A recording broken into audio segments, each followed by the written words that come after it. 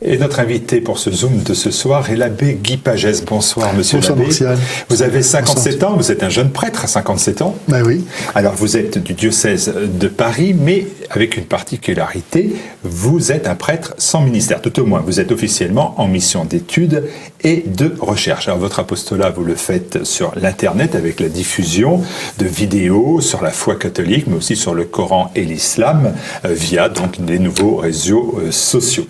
Et vous faites donc de l'évangélisation sur le web, et puis vous êtes aussi l'auteur d'une deuxième édition de Interroger l'islam. 1235 questions, on y reviendra, à poser aux musulmans. C'est aux éditions Dominique Martin Morin. Je crois que la troisième édition est déjà en préparation. C'est ça. Voilà.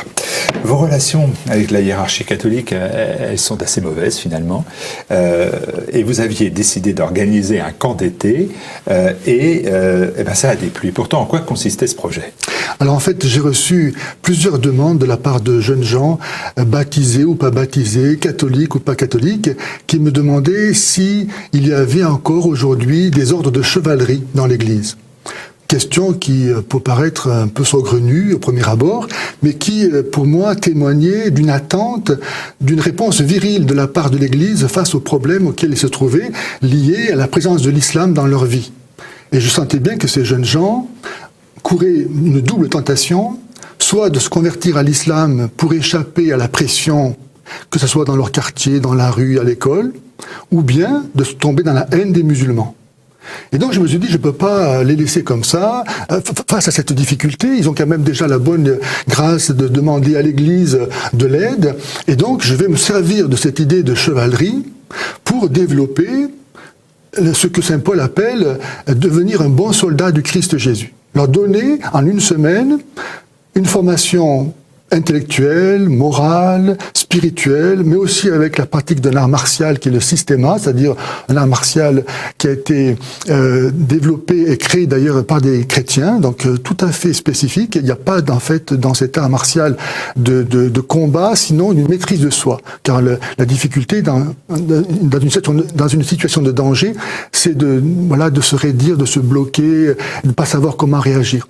Là, on apprend à rester maître de soi et ne pas paniquer, etc. Donc quelque chose qui n'a rien en soi d'affreux, de militaire, de violent, etc. Et puis la prière, évidemment. Donc j'aurais aimé en une semaine donner à ces jeunes venant un peu de partout les moyens de rencontrer en fait le Christ et de se former à résister à leur islamisation programmée et être capable à leur tour d'évangéliser les musulmans, leur donner les moyens de comprendre comment un musulman fonctionne, sur quoi il s'appuie pour renverser la vapeur. Car aujourd'hui, malheureusement, tous nos jeunes sont partout où ils sont islamisés. Et donc nos chrétiens, il faut qu'ils soient capables de savoir pourquoi l'islam est faux et comment le montrer. Voilà mon but. Alors, mon père, ce camp d'été a donc été interdit par le cardinal 23. Et quels ont été les motifs qu'il a invoqués pour justement interdire ce camp ? Alors, le premier motif qui m'a été signifié, c'est que je n'avais pas de mission pastorale. Mais dans la mesure où c'est justement mon diocèse qui donne les missions pastorales, le problème aurait pu être vite réglé, n'est-ce pas ? La deuxième raison, c'est que le diocèse ne voulait pas être impliqué dans ce que moi j'allais proposer. Certainement parce que c'était moi qui le proposais. Il y a un avocat catholique qui a écrit une lettre ouverte donc à votre évêque, le cardinal André. Oui, j'ai vu ça. Oui, c'est votre hiérarchie. Oui. Le rappelant à ses responsabilités. Et est-ce que vous partagez son point de vue quand il invoque, par exemple, l'existence de manœuvres diplomatiques, je lis, d'instauration d'un carcan juridique international ouvrant la voie à l'islamisation à grande échelle? Bien sûr, puisque vous savez que les États musulmans réunis au sein de l'OSCI ont demandé à ce que le délit entre guillemets d'islamophobie soit sanctionné au niveau international. Donc quelque part se met en place aujourd'hui une législation au niveau international qui nous empêchera de dire ce qu'on pense de l'islam. Il faudra l'accueillir comme étant une chose évidente. Donc, je comprends que cet avocat, du fait de son métier et du fait qu'il est chrétien, se dise on peut pas accepter ça comme ça. Mon père, est-ce que vous comprenez que votre projet de camp d'été va à l'encontre quelque part de la communication de l'Église catholique de France qui consiste, dans le contexte qu'on connaît aujourd'hui, à humaniser la rencontre avec l'étranger? Alors une chose est l'étranger et autre chose, l'idéologie qu'il véhicule. Moi je dis, je n'ai rien contre les musulmans, j'aime tous les musulmans comme moi-même pour l'amour de Dieu, mais je hais l'islam de toute mon âme. Donc il faut bien être capable, lorsqu'on voit un musulman, de voir l'homme en tant qu'homme, et il n'est pas figé pour toujours dans l'islam. Mon travail en tant que chrétien et que prêtre a fait fortiori, c'est de l'amener au Christ. Et ça, aujourd'hui, malheureusement, dans l'Église, il n'est plus question de convertir les musulmans. On accepte de facto notre islamisation. Je pourrais vous donner des exemples où on voit comment, dans l'Église elle-même, on fait le travail d'islamisation. Par exemple, ce petit feuillet qui est ici. Oui, merci.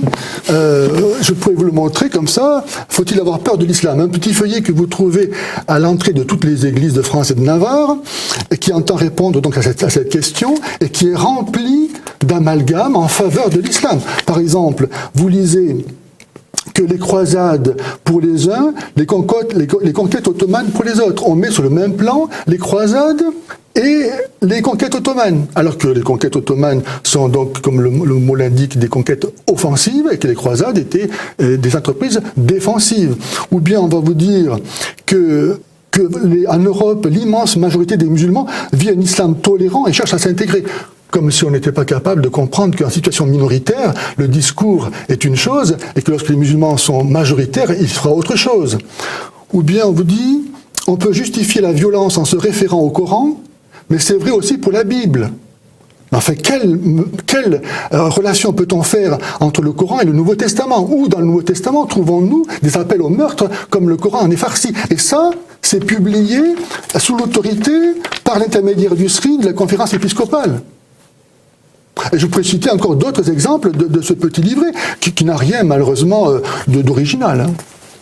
Et néanmoins, mon père, vous avez décidé de rester sous la responsabilité de cette hiérarchie. Vous pourriez vous en détacher, à aucun moment vous le faites. Non, c'est vrai, parce que, moi je suis catholique, et donc je vis dans la communion de l'Église. Je ne suis pas responsable des décisions que prennent mes supérieurs, mais je les accepte dans la foi que c'est le Christ qui conduit son Église. Et alors, que pensez-vous de la déclaration du Saint-Père, le pape François, c'était dimanche, demandant un geste concret, d'ailleurs, et même assez inédit, l'accueil d'une famille de migrants dans chaque paroisse, dans chaque monastère en Europe, en préparation du jubilé de la miséricorde. On ne peut pas ignorer finalement ce que dit l'Évangile, qui demande d'être les prochains des plus petits et des plus abandonnés. C'est vrai. Moi, je dirais deux choses par rapport à ça. La première, c'est que donc il faut bien distinguer la personne. Et le malheur, c'est qu'en accueillant les immigrés, nous accueillons aussi l'islam. Or, Saint Jean, dans sa deuxième épître, dit que si quelqu'un vient à nous sans apporter cette doctrine qui est l'Évangile, de ne pas le recevoir. Et que celui qui le salue participe à ses œuvres mauvaises. Autrement dit, quelqu'un qui vient chez nous pour nous islamiser, et comment douter qu'un musulman n'ait pas la volonté, s'il est musulman, d'islamiser, c'est sa mission. Sa raison d'être sur la terre, c'est d'islamiser, que la charia règne partout dans le monde. Donc, l'enfant de 3 ans qui est mort sur cette plage, quand il est arrivé sur cette plage, il ne cherchait pas à islamiser qui que ce soit, il cherchait à vivre, à survivre. Alors vous savez que cette histoire a été en fait manipulée dans la mesure où le papa était déjà en Turquie depuis 3 ans. Il était prévu qu'il aille vivre au Canada et finalement, d'après ce que j'ai appris, pour se faire soigner les dents, il a décidé de venir en Europe.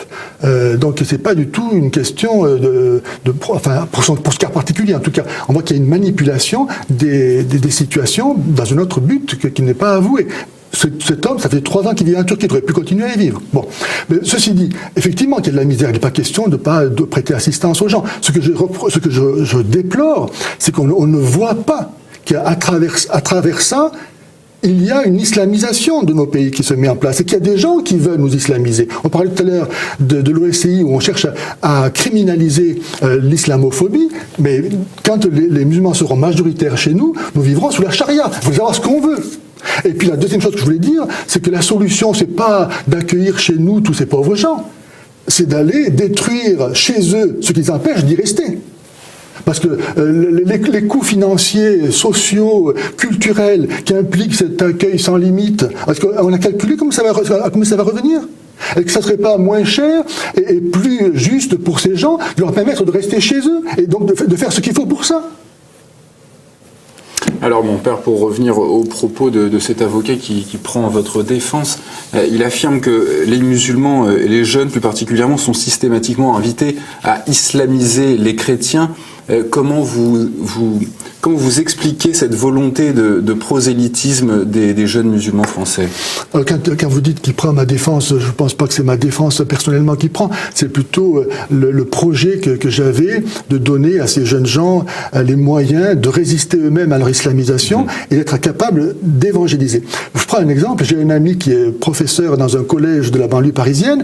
Dans sa classe, il a sur 25 élèves, il en a 23 qui sont musulmans. Et il me disait qu'à la fin des cours, ces enfants de 5e viennent autour de son bureau et pour lui dire « Allez, répète après nous ». En arabe, donc, il n'y a pas d'autre Dieu qu'Allah et Mahomet son prophète. Dis la shahada, deviens un musulman, parce que nous on t'aime et on ne veut pas que tu ailles en enfer.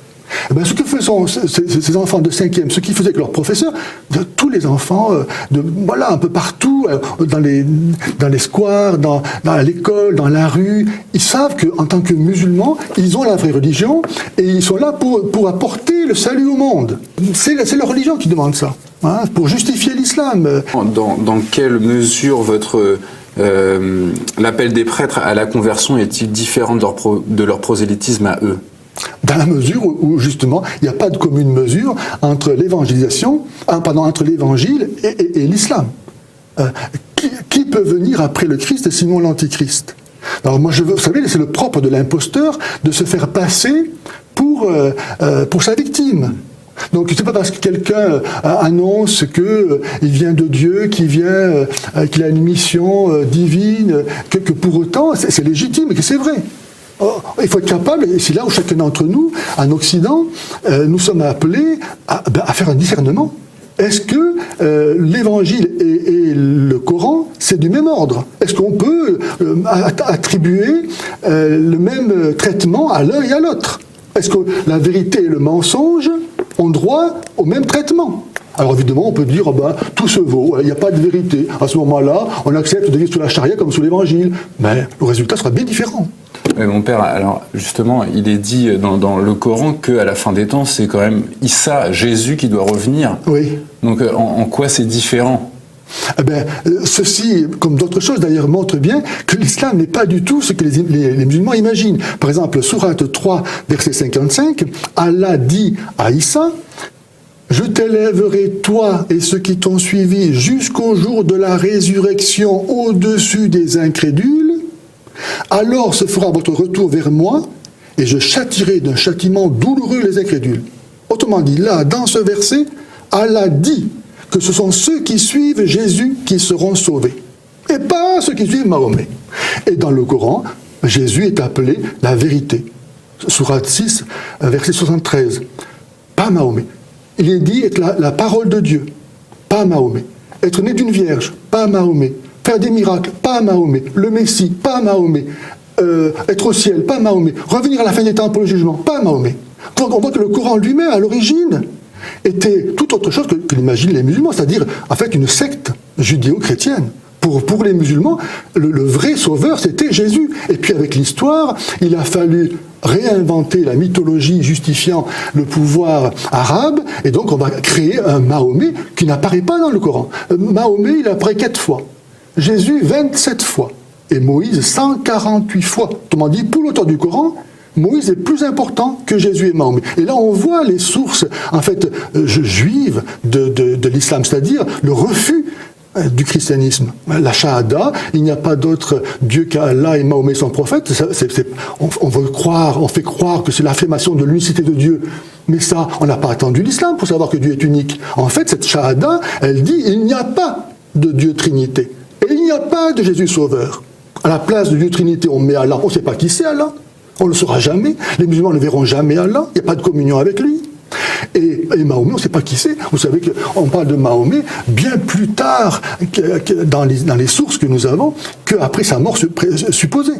Il faut attendre 2 siècles après la mort de Mahomet pour qu'on parle de lui dans des écrits musulmans.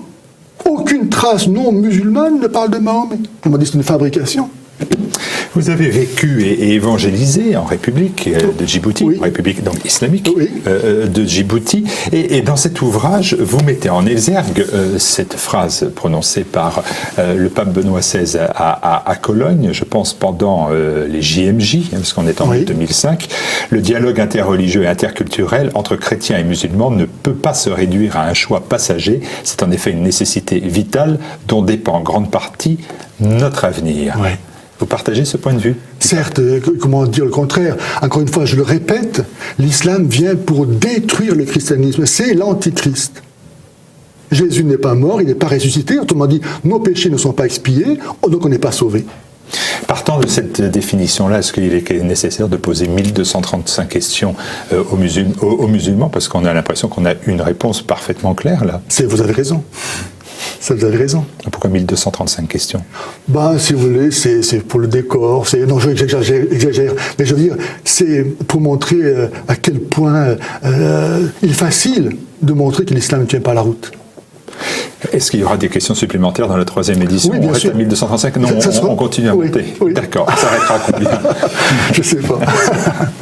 Quelle est la suite que vous entendez donner à votre action? Écoutez, dans la mesure où... Je ne vous trouve pas dépité, par exemple. Est-ce qu'un prêtre a le droit d'être dépité? Je sais pas. Non. Je crois que les prêtres sont les hommes les plus heureux qui soient. Nous avons tout, nous les prêtres. Franchement, on ne peut pas être plus heureux qu'en étant prêtre. Moi, je ne pourrais pas être heureux si je n'étais pas prêtre. Je suis fait pour ça. Et je ne peux pas être plus heureux que ça, franchement. Vous avez été prêtre dans votre esprit dès votre jeune âge, ou c'est Non. une grâce ou... Oui. Une grâce, on dit, hein, Oui. qui est tombée sur vous? Oui, c'est ça. Oui. Je me suis converti à l'âge de 20 ans et je suis devenu prêtre à l'âge de 34 ans. Donc, vous voyez, il m'a fallu du temps.